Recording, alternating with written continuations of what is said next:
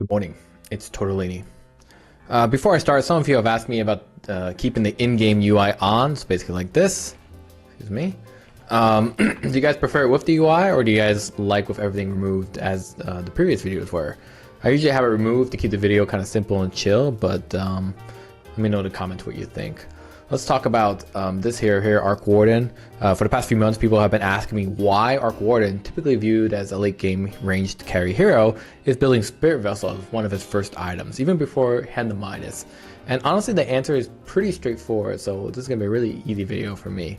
I mean, for starters, you need to understand how the meta of the mid lane works right now. In the previous meta, we saw a lot of early game rotations at level 6 for mid laners, and honestly, this has been a process for a few years in the past. There were also mid laners that revolved around outright winning the lane or taking the tower and then securing more towers. A few years ago, heroes like Shadow Fiend, Batrider, Sniper, these were heroes that just loved to win the lane and would take advantage of the nearby jungle camps to raise their net worth above yours and secure deny the runes against you. Arc Warden was a lot like that, honestly. He would use his Spark Wraith to guarantee last hits on range creeps, deny or punish rune, and he would use his flux as a way to kind of hurt heroes that overstepped their positioning when the creep wave was wiped and the slow would take effect. This was especially true if the enemy doesn't have a blink and needs to go get the rune, putting them in kind of a precarious position to get flux slowed, and then the auto attack by Arc Warden and his same attack range would be pretty much the finisher. In fact, if we actually check the changes, let me just pause this real quick because this is kind of an important part. But if we actually check the changes for Arc Warden over across the past year, we can kind of see a variety of changes accelerating Arc Warden's success in the early game and giving less emphasis on his late game power. And this is important. In 7.34, they changed the Tempest double to have 700 cast range, right? So you can literally place the double ahead of the enemy to catch him out, or to ensure that the attack range of your double will reach the opponent easily through their attempt of, let's say, escaping, or you can obviously set up a quick flux with a Spark Wraith. In 7.34D, we see that they even increase the damage of Spark Wraith done on creeps, make it easier to kind of guarantee last hits, thus more XP, as well as stacking them against respawning jungle camps. Honestly, Arc Warden was so annoying when his Spark Wraiths used to last like 45 seconds, which meant he could stack up like up to 10 or 11 Spark Wraiths on one spot, nearly insta-killing anyone who was caught up. So it pretty much, put a giant X on picking up runes, or being able to escape back to your tower. Was pretty worse. It was probably way worse than dealing with kind of like the old techies. Thankfully, in 7.35C, they completely nerfed it to only having a 16-second duration on Spark Wraith, which is still pretty potent, but obviously not that much of a concern. Okay, let's talk about why Arc Warden players are sometimes building Spirit Vessel. Well, the answer is threefold. The first one you're about to see here: great power spike timing at level 6. He's literally going to summon his double ahead of him. I love that. Look at that. Great aggression, great zone control. Can't let the Nature's Prophet escape. I love it. He's going to pop the urn here. I don't even think it costs him anything. Anyway, number one is Arc Warden plays in the valley of in the pattern of a valley, kind of like this, right? You can't really see it on my camera, but nonetheless, it's kind of similar to Invoker, right? They both Invoker and Arc Warden, they have incredible strong early game power spikes that give them domination in the mid lane and at level 6, and Spirit Vessel capitalizes on that by more or less guaranteeing the kill. Because Arc Warden does such a good job bullying mid lanes with his abilities, guaranteeing last hits, he can better ensure getting a power spike item like Spirit Vessel at a decent time frame. We can see the net worth up at the top left here that Nature's Prophet is already 700 gold or 700 net worth behind at 7 minutes, which is very concerning for a Nature's Prophet. Now, once that power spike momentum runs out, Arc Warden goes your typical items like Hand of Midas, Glipnir, Boots of Travel, all items to kind of ferry him over to being a very strong late game farmed range damage dealer. So in short, he starts out strong with great damaging long range abilities to win the mid lane and then destroy the enemies in the side lane. I wonder if we'll see it here.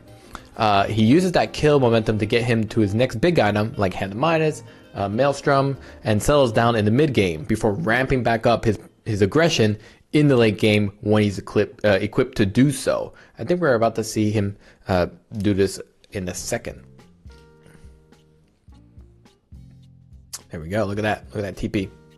Beautiful TP. Summons the double. already uses the charge, or he doesn't have a charge anymore. Looks like he's just getting a quick charge off this kill. Love it.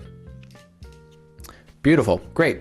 So, and that leads me to my third reason. As we talked about, the current meta for mid laners is about winning your lane in net worth, which we see here at 8 minutes. He's already significantly ahead than Nature's Prophet.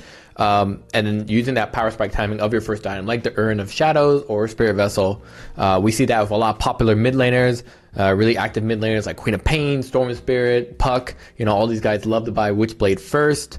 A classic example, Tiny, right? Tiny loves to go Max Avalanche, Max Toss, mid lane Tiny, and then he buys a Blink Dagger 12, 13 minutes maybe, and then he just jumps around and fights, jumps around and gets, you know, a ton of kills before settling down into that mid game so he can build up his larger items.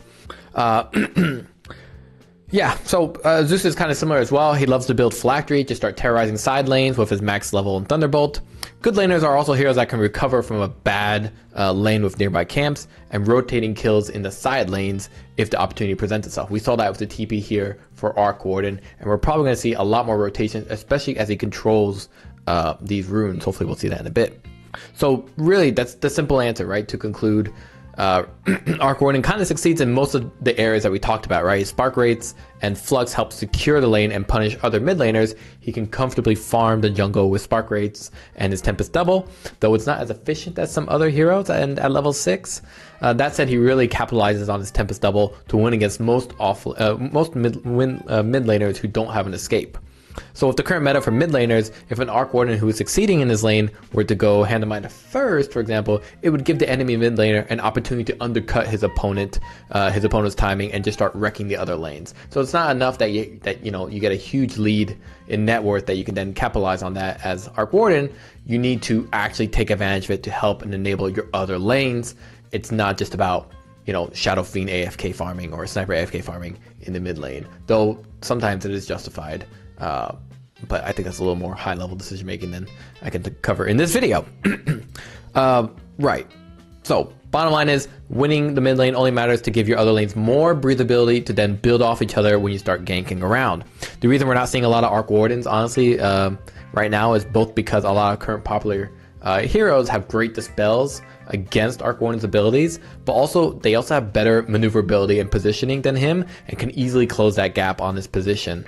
You know, Puck, Storm Spirit, these are both heroes that can easily close the gap on him. Slark can easily, you know, jump from a specific location and get to him. Even, you know, the Free Rage from Lifestealer or Ag Scepter with Sven. These also just heroes that just zero in on Arc Warden. We're honestly seeing a lot of Arc Wardens kind of be played more as position 1, who just farms it up until he has Midas, Glitnir Travels, and Bloodthorn by 23-28 minutes, and that's much better than the mid version that we're seeing now, just because the mid version, you know, it takes him much longer to get Glitnir. I think it takes him about 21 minutes if they decide to go Spirit Vessel, and you know, by 21 minutes you still don't have, like, let's say Boots of Travel, or, you know, maybe you're getting near Boots of Travel and you don't have, let's say, a disabling item like Bloodthorn or at least an Orchid, which is very popular, etc. So we're seeing more pos 1 Arc Wardens, but maybe in future patches we'll see Arc Warden as a pos 2 make a return. But as you can see here, he pretty much won the lane. His net worth is 2nd place compared to, let's say, Nature's Prophet, so definitely a good sign as to why Arc Warden with Spirit Vessel, like an Invoker, can do especially well as a mid lane, and why they're picking up Spirit Vessel for Arc Warden specifically. I mean, the really simple answer is that Arc Warden's Tempest Double uses Spirit Vessel and it doesn't waste a charge at all. That's like 1 minute summary of everything else is just me fluffing it up with cool information that hopefully you guys like. Check out this guy Excalibur. I watch his stream all the time. I'm on his channel all the time, chatting it up. So see you guys there. So I hope that answers some of your questions about Arc Warden and Spirit Vessel. Let me know if you guys have any questions or interesting subjects that you want me to cover. I think the next one I'll talk about how I'm winning like 6% of my mid lane games. Maybe you guys don't understand really the meta about mid lane. I talked about it a little bit here. Could be a cool subject. In any case, thanks and have a good morning.